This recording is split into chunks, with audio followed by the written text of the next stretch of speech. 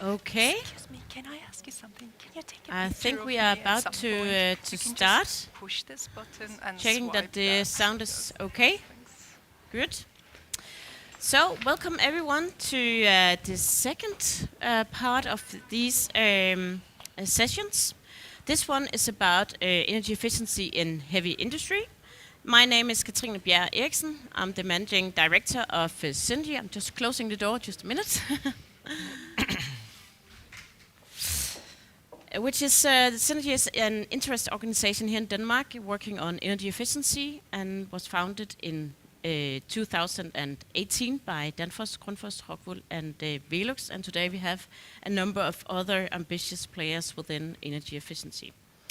The next 45 minutes we will have a discussion about how to make the ambitious goals we talked about yesterday, all the ambitions into something real tangible, into concrete cases and learnings that you can bring with you home. First of all, we will have an introductory remark by Lisbeth Randers, who is the head of secretariat at the Kalundborg Symbiosis. And afterwards, I will invite Søren Korning, SVP Danfoss Drives, and Bertjen McKinnon from FL Smith, Global Director, up here to present their case, which they have brought with them today to present to us, and to have a panel discussion about learnings and takeaways on energy efficiency in heavy industry. During the session, I will open for questions from you guys, if you have any. I'll come back to that later on. And then I have to make you aware that this session is streamed to YouTube channels by the Confederation of Danish Industry and by Danfoss. And now to the introduction to you, Lisbeth. You are the head of the secretariat at the Kalundborg Symbiosis. You have been working there for the past 10 years, and I look very much forward to hear your presentation today. The floor is yours. Thank you very much, Katrine, and thank you for inviting me into this session where we're going to present concrete learnings and takeaways based on relevant cases and examples within the field. Thank you also to the organizations for putting together this very interesting panel. And I'm looking very much forward to hear what my co-panelists are going to bring to the table of interesting cases and examples. But before we start, let me just share my first thought when I saw the headline of this session, because can you really learn from cases and examples made by people and sectors that are so different from your own field, where frame conditions and local resources might differ a lot from what you're used to in your own sector? Is it possible to transfer know-how in this way, driven by cases and examples? I think this is going to be very interesting to find out during this session, and we might not have a clear answer at the end, but at least that's my ambition, that I'll do my best to inspire you and hopefully to give you food for thought to bring back home in the next 45 minutes. In Kalundborg, we have the world's largest industrial symbiosis, at least that's what we claim, where 14 partners from both the public and private sector are working together to share and reuse resources. Today we have 23 different streams within water, energy and materials, and the streams are being exchanged every day in an advanced ecosystem. Some of the exchanges are made in pipelines where companies are interconnected, and other streams are not physical, but mainly an illustration of the bilateral agreements between the commercial partners. Back in 2018, we had a conversion of the power station in Kalundborg. That meant that the power station was doing this green transition from coal to biomass, and that inflected the whole system, the whole ecosystem of Kalundborg Symbiosis, terminating some streams, but also starting others. The conversion of the power station adds up to 800,000 tons of saved CO2 emission every year, and is based on a long-term agreement between the partners in the symbiosis. So, just to state the key principle of industrial symbiosis is when a byproduct or a residual fraction at one company can be used as a raw material or an input at the neighbor company for the benefit of economy and environment. Today, I'll leave out the gains for the local community in terms of job creation, new companies entering the area, investment in new infrastructure, education of youth, and concentrate on the decarbonization. But the other part is also a very significant part of the history.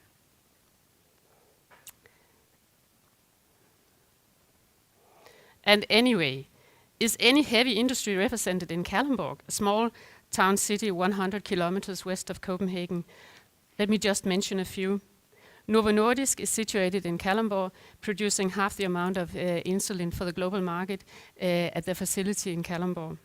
They invest 18.5 billion Danish kroners in new facilities up until 2027. So major construction work is taking place in Kalundborg these days. Novozymes is the largest enzyme production in the world, and 40% of their fermentation broth volume is produced in Kalundborg. And the third example of heavy industry is Kalundborg Refinery, which is the biggest refinery in Denmark, producing approximately 5.5 million tons of gasoline and oil products annually. This is just to give you an impression of the kind of heavy industry being represented in Kalundborg Symbiosis. And now I want to give you some real concrete examples of how we work together and how industrial symbiosis can add to the decarbonization of this kind of heavy industry. The first example is the production of biogas from fermentation sludge. And mentioning the volume of these two big fermentation biotech companies like Novo Nordisk and Novozymes, you can imagine the volume of fermentation sludge being produced as a byproduct every day in Kalundborg. This is used by a local biogas plant being built back in 2018 and run by an external company. So we do not take out the fermentation sludge to biogas plants far away, but we save the transportation by having a local unit for biogas production. And today we see new companies, new fermentation companies, like for instance the Israeli startup Remilk, placing their production in Kalundborg, also due to the fact that they can actually deliver their fermentation sludge to this local producer of biogas. This is a state-of-the-art production facility where CO2 can be captured, and also the valuable phosphorus can be preserved and used for fertilizers at farmland. The second example is the use of excess heat from the wastewater in Kalundborg. It is used at the local utility, where a giant heat pump extracts the heat and upgrade it to the district heating system in Kalundborg. And that can actually supply 1/3 of the total demand of district heating in the small city of Kalundborg. The third example is the reuse of flue gas condensate, because when we had the conversion of the power station, like I mentioned before, one of the fractions that were terminated was was the delivery of industrial gypsum to the nearby company producing plasterboards, and we were sort of focused on how could we incorporate the new converted power station into the Symbiosis, and luckily we detected at a local screening that the water released when wooden chips are fired in the new building could be used at the refinery. Here it can be used for boiler water, and that covers 1/3 of the refinery's needs for this kind of water. And without this agreement and without this exchange, the refinery would have to use surface water from the nearby lake and process it itself to the required quality. So working together, the cooperation between these companies actually adds significant value and great savings for the surface water as a natural resource in the area. This is industrial symbiosis classic, really, basically. But we like to take it further than that. So we have started this new project that we have in the pipeline. We want to use the enormous amount of excess heat being available in the area, enough to heat 44,000 private households. And we have reached out to our neighbor municipality, Holbæk, because they are the biggest Danish natural gas supplied city. So why not use the excess heat from the industry in Kalundborg in Holbæk? It's only 40 kilometers away. And if we can sort of integrate these two systems and do sector integration, why not? We can create a unique urban industrial symbiosis if we work together. But first we need to establish the collection of the surplus heat, and we will do that by establishing district heating for the fermentation, the big fermentation industries in Kalundborg. And hence we can build out this system and export the excess heat to Holbæk. So working together with partners outside our own fence and should not keep us from looking into how we can optimize energy consumption in our own production, and with new partners using the network being available for us. So this is also why I look very much forward to hear the cases from my co-panelists. So thank you very much.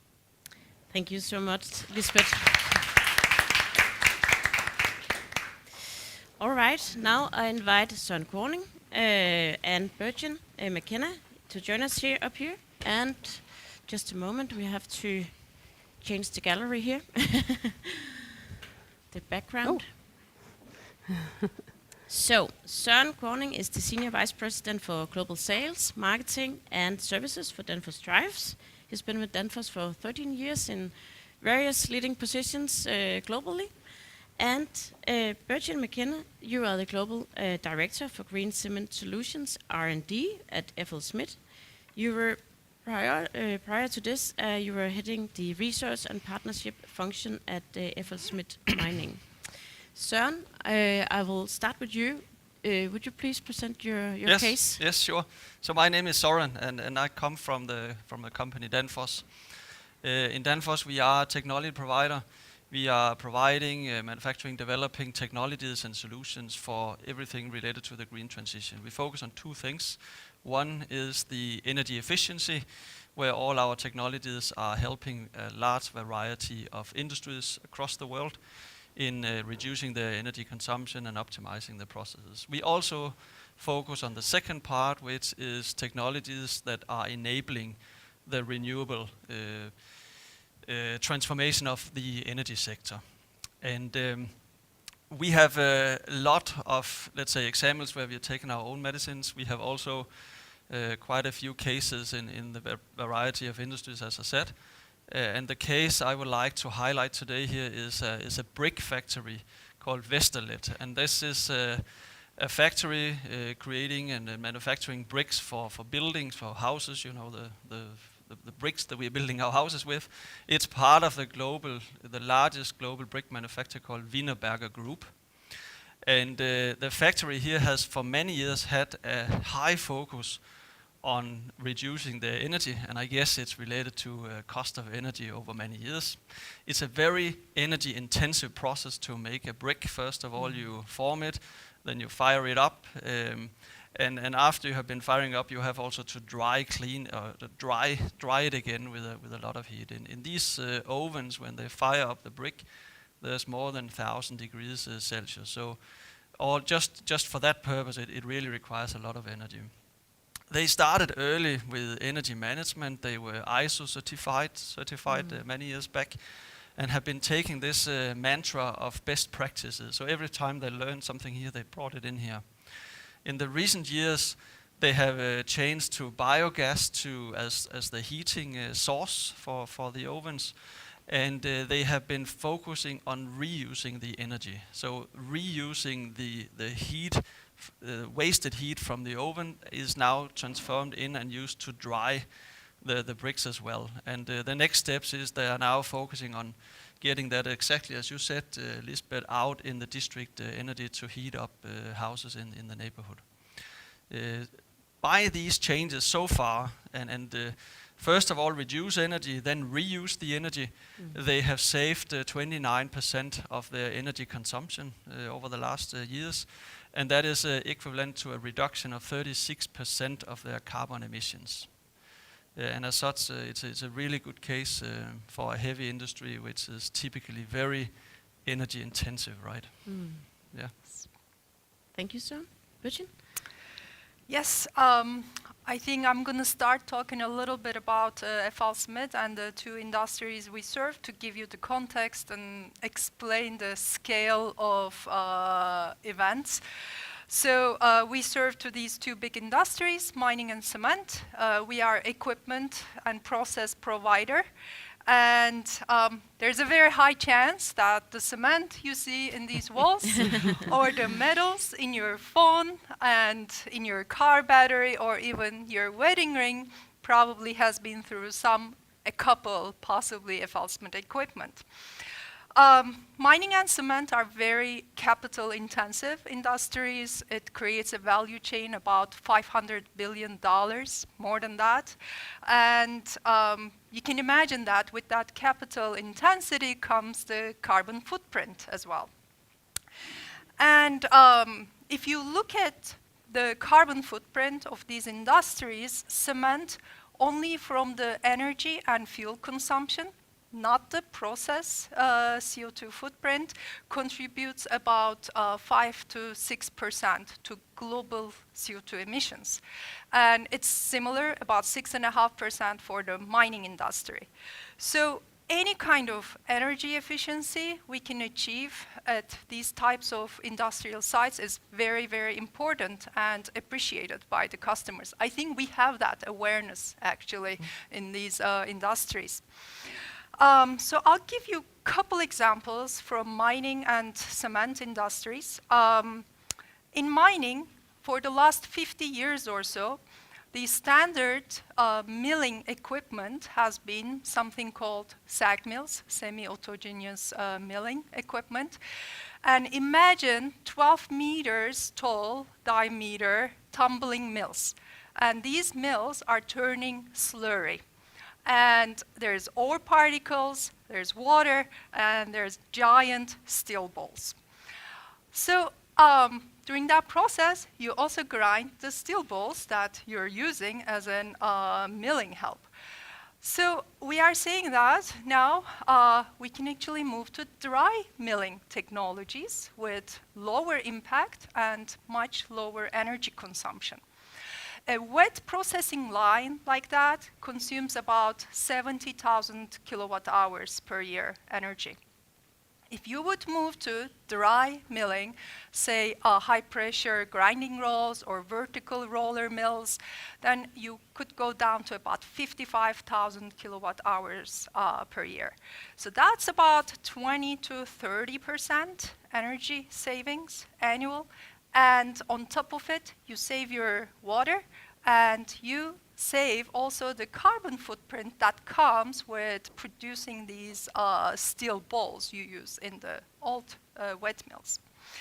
And the payback time for renewing a milling crushing line like this in mining would be about 3 years, depending on how many of those you install and what is your capacity of the operation.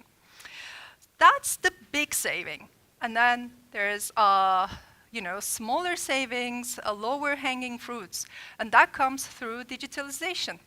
Say you have one of these old mills, you can put an load sensor. We have that called Load IQ. And by measuring the load and constantly updating how much stuff you have in the mill, you can optimize that process. And that gives you about 8% energy efficiency annually, and the payback time is way, way less than 1 year. So that's something very straightforward. So those could be mining examples. And coming to cement industry,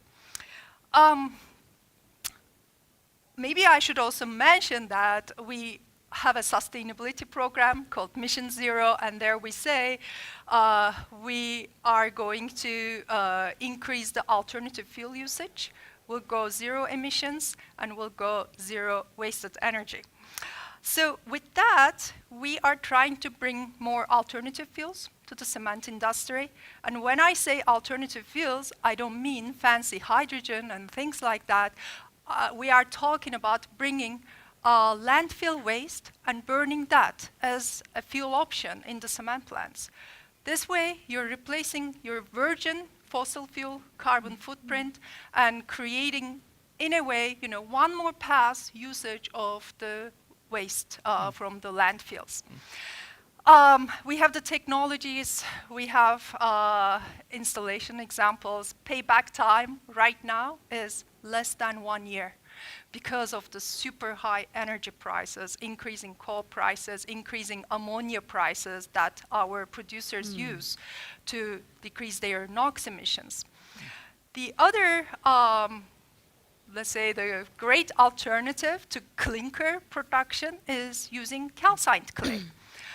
This way, we are decreasing our process CO2 footprint drastically, because if you calcine clay, you don't create CO2 from that. And you're able to use much lower temperatures. In a traditional clinker line, you have to go up to 1400 degrees Celsius. In a calcined clay, you process at 900 degrees, and you can do the calculation how much energy saving there will be. It's much smaller footprint, smaller energy consumption, and the payback time, it's a full plant, so that is 5 to 7 years. And there are also lower hanging fruits again. Why not change your cooler to one of the new cooler ones? You will get 10% energy efficiency. Payback time is about 2 years. Change your drive, right? I guess our Danfoss friends would know about that. You will get probably 8 to 12% by changing the drive. So solutions are there, small ones, very low payback time. Of course, you can say, okay, I'm gonna just change my whole carbon footprint, and it's a bigger investment, but it's possible. We have 2 already calcined clay lines sold. It's out there, so yeah. We just have to start. Yes, Yeah. exactly. Thank you so much, Bertin. I will start with a question to you, Søren. We just had a session before talking about, you can say, industrial processes and manufacturing. Yeah. And now we're talking about heavy industry. Do you think there is a big difference in approaching those two, because you are the technology provider and having clients within, or customers within both areas? I don't think there's a difference to the approach. There's of course different technologies, and the biggest difference is probably the energy intensity. In majority of the industries we talk about here, we are really talking about high, very advanced processes, but also very energy intensive.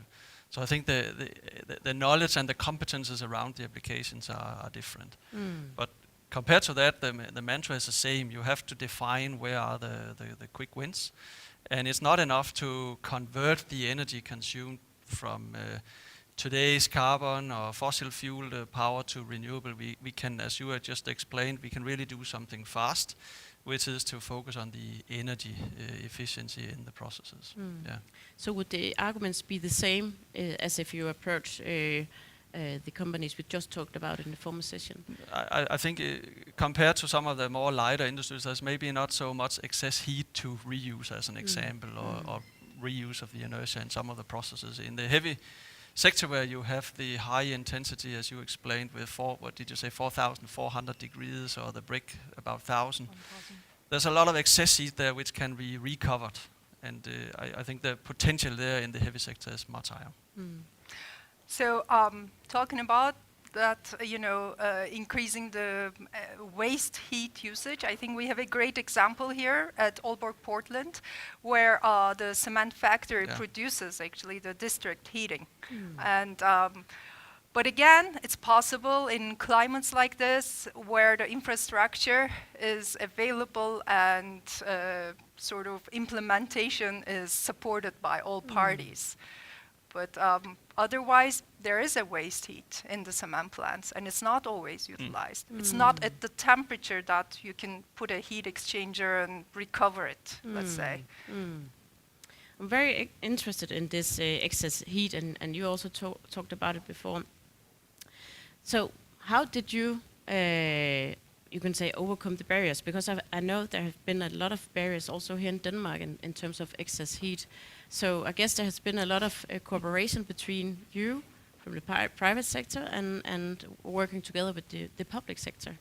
And to be honest, I'm not sure that we overcame all the barriers yet, because we are not home safe with this project yet. But we are working together with the Danish Agency of Energy to implement the project. But I think having these experiences, working together, people from the private sector and people from the public sector, has sort of taught us how to approach each other, to respect the sort of democratic processes, and sort of maybe a little bit slower pace in the public sector, and on the other hand, understanding the drivers of the circular economy in the private sector from the public side.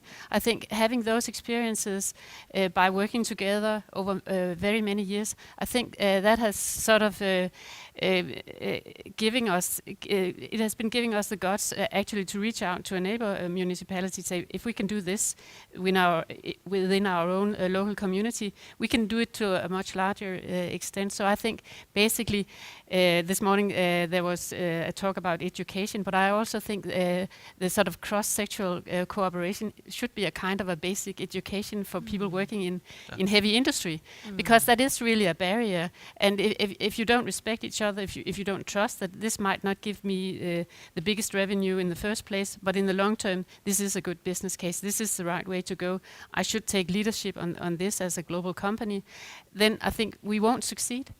No. You also have some technology in Danfoss in terms of excess heat. I would like to add here that sector coupling, I think this is what you mean with the partnerships, right? Yeah. The sector coupling and the district energy in some parts of the world called central energy system. Here we like to call it district energy. This is really the key for reusing the energy, and the sector coupling, where you can source various sources into the district energy grid or net, is the key. If you take Poland, they are right now out of gas, closed. Gas price up 10 times. They have no coal because they typically get that out of Ukraine. So they are really running at the edge of what is possible when we come into winter. If we're lucky, the winter is not minus 35 degrees, but who knows.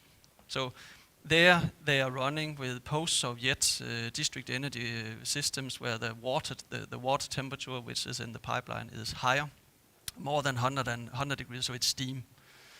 And here in a modern Western district energy system, the temperature of the water is maybe 40 to 70 degrees, depending on the year.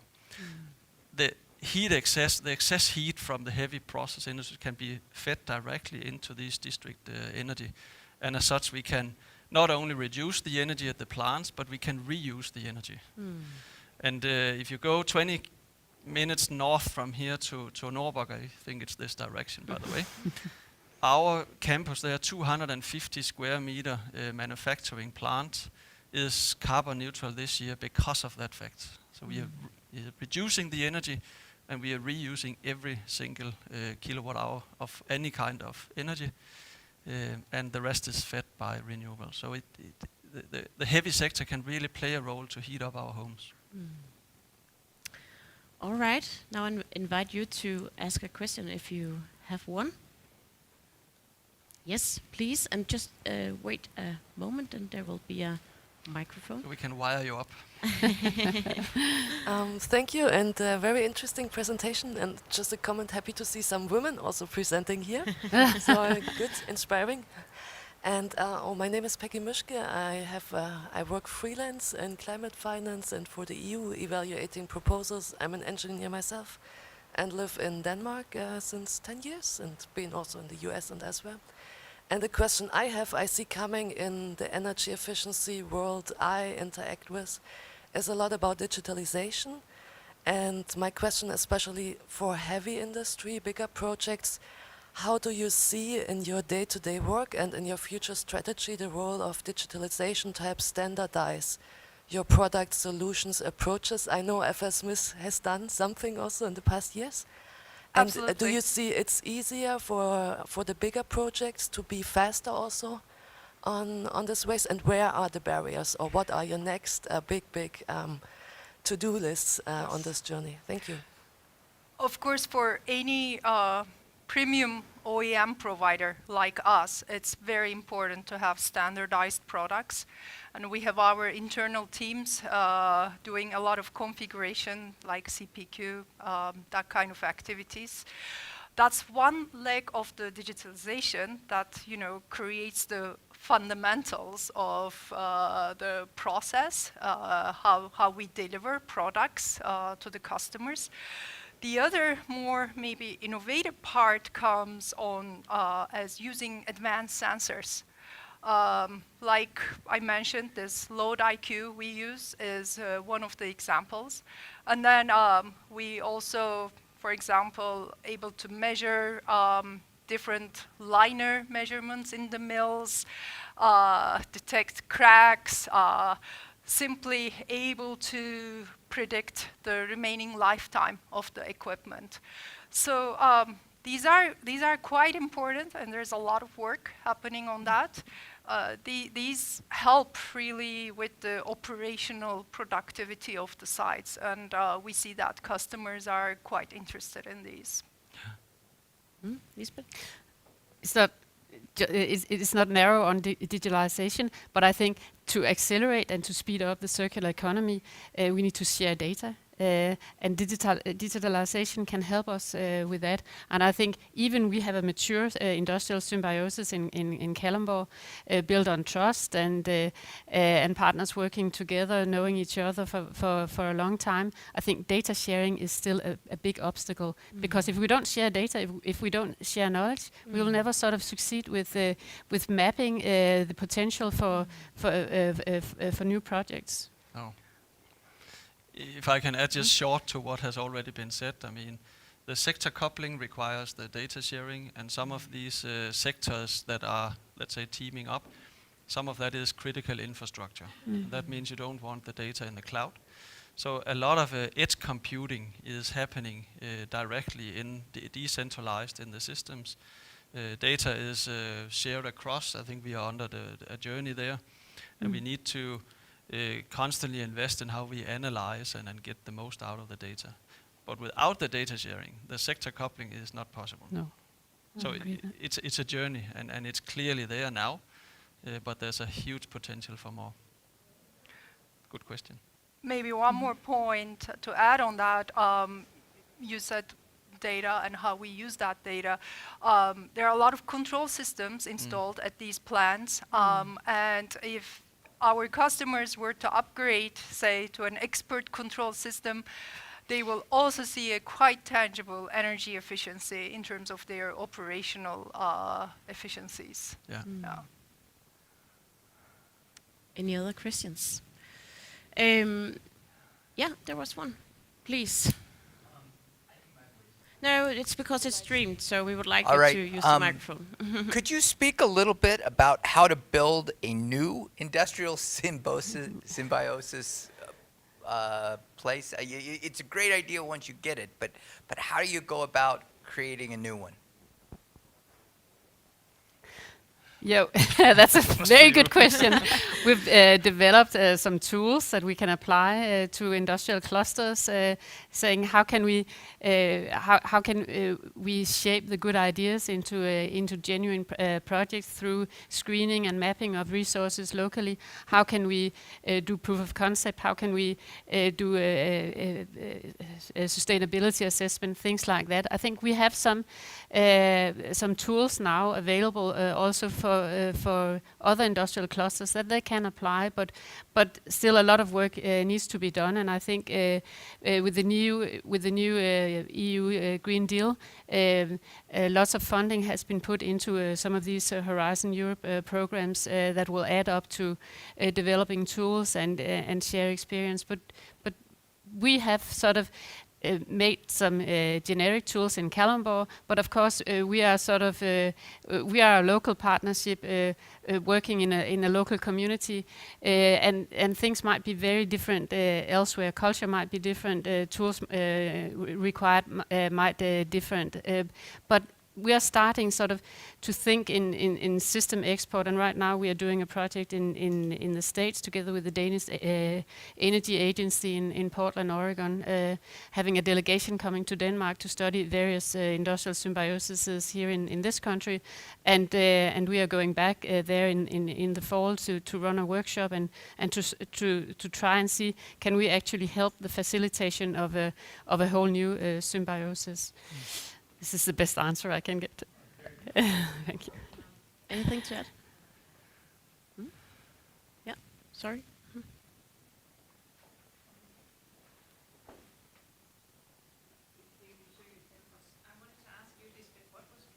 Initiatives in Kalundborg. What initiated and has been driving it forward? Money, basically, from the very beginning, because it was good business. The payback time was fair and attractive for companies to be a part of. But I think things have really changed a lot during the last 5-8 years because of the green profiles of the companies and the strategies of, for instance,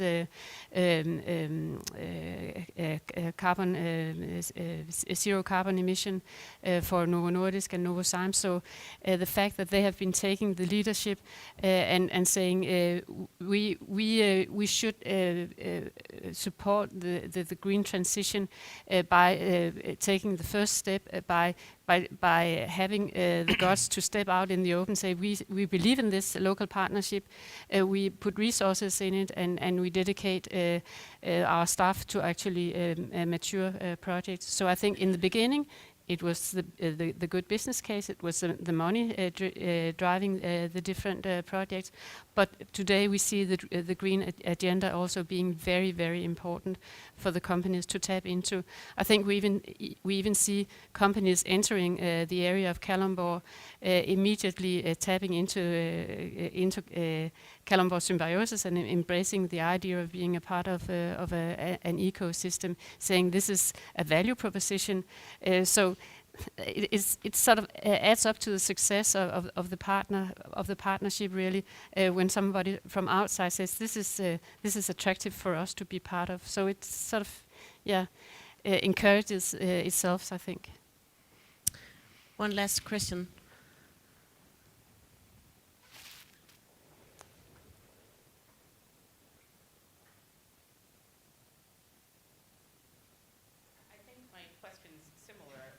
Off of that, it's nice to hear that the business case makes sense and that there's also incentives to help drive the transformation. Are there also regulatory or policies that Condensate has implemented to help accelerate the transformation? In our case, no, but maybe in other areas, I think I know, for instance, that Washington State Washington State in the U.S. Implemented a law supporting industrial symbiosis, promoting these kind of initiatives. So it's difficult for me to give a generic answer, but I think also without financial incentives, it can be possible. I think you should start simple. Do one project, add another one, build out your ecosystem, hook up with somebody who has the charisma and the guts to take the leadership in the local community, and grow your own symbiosis. That would be my best advice. Yeah. Thank you so much. So actually, we are very close to an end now. Already, time flies when you're having fun. Before you close Yeah, it. no, I don't close it yet. But Okay. I just want to highlight that there are some of these cases described. What is done, you can take them. And I also believe there is a chance for field trips to, among others, the brick factory today, actually. So exactly. feel free. That's a good point. I'll come back to that as well. Sorry then. I have one last question. So, if there is a company within the heavy industry that would like to start looking into energy saving potentials, what would your advice to them be? So, Sonna, I would you don't like want to to. I start? don't want to say call Danfoss. But no, I think. Can you start? I'm gonna say call FL Smith. Definitely. I mean, we are there as the knowledge partner and wanting to guide our customers in the right direction and show potential solutions, right? Because solutions are there. Yeah. It's I think. I mean, the industries they serve, there are nobody knowing their processes better than them. So I think the key is energy management. Define where in the process is the biggest, let's say, chunk of energy, and break it down bits by pieces. You can't take a full cement plant in one go. You have to really take step by step and then find the quick wins. That would be my recommendation. And my answer almost similar. Partner up with the experts, because you might not be able to achieve this yourself. We heard that this morning as well. Partnerships, whether they are local or with experts in the fields, they are the key to reach that goal, I think. Yeah. Very good. Thank you so much to all three of you. And for the questions, not least.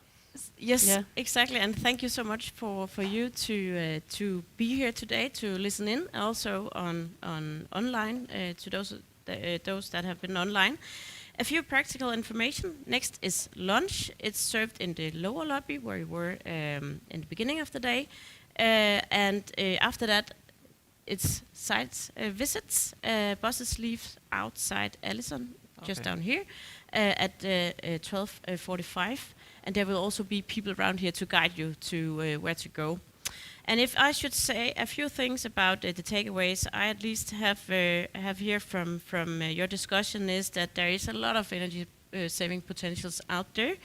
It's money talks, but also that there is also a wish to become carbon neutral now, and that has actually changed for the last at least 5 years.